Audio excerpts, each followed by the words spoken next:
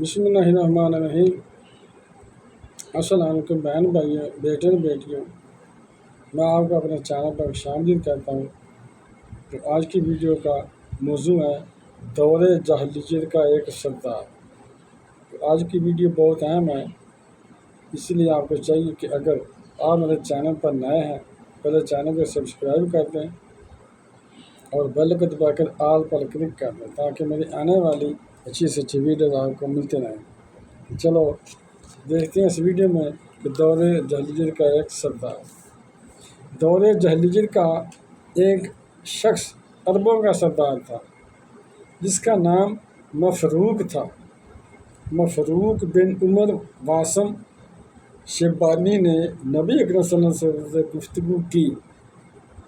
ابو نعیم نے کہا، اس کا اسلام لانا میرے علم میں نہیں ہے۔ تجدید صحابہ حافظ زیدی، اس نے نبی اکرم صلی اللہ علیہ وسلم کا چرچا سنا تو آپ کے پیغام کے بارے میں معلومات حاصل کرنے کے لیے حاضر ہوا۔ جب وہ نبی کریم صلی اللہ علیہ وسلم کی خدمت میں پہنچا تو ایک جانب حضرت ابوبکر صدیق اور دیگر صحابہ کرام رضی اللہ عنہم بیٹھے ہوئے تھے، وہ بھی ایک طرف بیٹھ گیا۔ حضرت ابوبکر صدیق نے کھڑے ہو کر اپنی چادر رسول اللہ صلی اللہ علیہ وسلم پر تان دی۔ مفروق نے پوچھا، آپ ہمیں کس چیز کی دعوت دیتے ہیں؟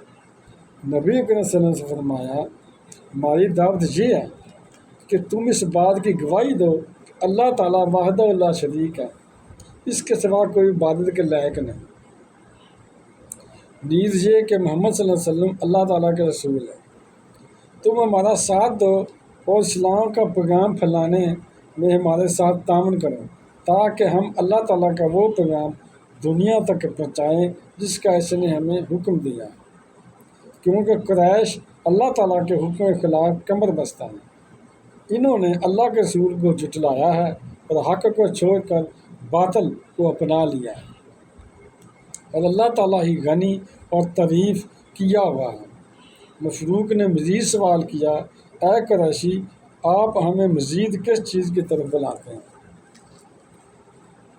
نبی اکرم صلی اللہ علیہ وسلم نے قرآن پاک کی درج ذیل آیات تلاوت فرمائیں، قُلْ تَعَالُوا أَتْلُوا مَا حَرَّمَ رَبُّكُمْ عَلَيْكُمْ أَلَّا تُشْرِكُوا بِهِ شَيْئًا وَبِالْوَالِدَيْنِ إِحْسَانًا وَلَا تَقْتُلُوا أَوْلَادَكُمْ مِنْ إِمْلَاقٍ نَحْنُ نَرْزُقُكُمْ وَإِيَّاهُمْ وَلَا تَقْرَبُوا الْفَوَاحِشَ مَا ظَهَرَ مِنْهَا وَمَا بَطَنَ وَلَا تَقْتُلُوا النَّفْسَ الَّتِي حَرَّمَ اللَّهُ إِلَّا بِالْحَقِّ ذَلِكُمْ وَصَّاكُمْ بِهِ لَعَلَّكُمْ تَعْقِلُونَ وَلَا تَقْرَبُوا مَالَ الْيَتِيمِ إِلَّا بِالَّتِي هِيَ أَحْسَنُ حَتَّى يَبْلُغَ أَشُدَّهُ وَأَوْفُوا الْكَيْلَ وَالْمِيزَانَ بِالْقِسْطِ لَا نُكَلِّفُ نَفْسًا إِلَّا وُسْعَهَا وَإِذَا قُلْتُمْ فَاعْدِلُوا وَلَوْ كَانَ ذَا قُرْبَىٰ وَبِعَهْدِ اللَّهِ أَوْفُوا ذَلِكُمْ وَصَّاكُمْ بِهِ لَعَلَّكُمْ تَذَكَّرُونَ وَأَنَّ هَٰذَا صِرَاطِي مُسْتَقِيمًا فَاتَّبِعُوهُ وَلَا تَتَّبِعُوا السُّبُلَ فَتَفَرَّقَ بِكُمْ عَنْ سَبِيلِهِ ذَلِكُمْ وَصَّاكُمْ بِهِ لَعَلَّكُمْ تَتَّقُونَ۔ اے حبیب، ترجمہ یہ ہے کہ اے حبیب، آپ فرما دیجئے، آؤ میں تمہیں پڑھ کر سناؤں جو کچھ تمہارے رب نے تم پر حرام کیا ہے۔